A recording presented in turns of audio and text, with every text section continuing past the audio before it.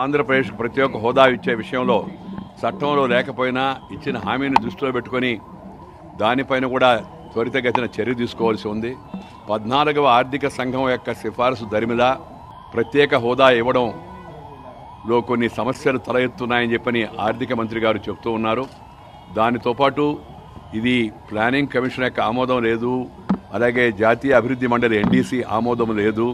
అందువల్ల ఇప్పుడు ఆమోదం పొందాలంటే ఇతర రాష్ట్రాలు కూడా అడుగుతూ ఉన్నాయి, 9కి పైగా రాష్ట్రాలు అనే విషయాన్ని కూడా వాళ్ళు ప్రస్తావిస్తూ ఉన్నారు. చర్చల్లో కూడా గతంలో కూడా ఈ విషయాలు పార్లమెంట్లో చర్చకు వచ్చినప్పుడు ఆర్థిక మంత్రి గారు చెప్పడం జరిగింది.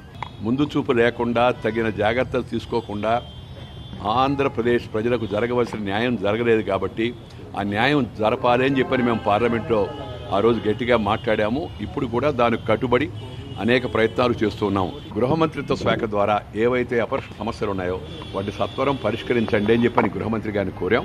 ఆయన త్వరలోనే అధికారులతో ఒక సమావేశం ఏర్పాటు చేస్తాను. ఇప్పటికే 1-2 సార్లు అధికారులు నాతో కలిశారు, చౌదరి గారితో కలిశారు. వాటికి పరిష్కార మార్గాలు సత్వరం కనుక్కునే ప్రయత్నం చేస్తామని చెప్పని గృహమంత్రి గారు హామీ ఇవ్వడం జరిగింది.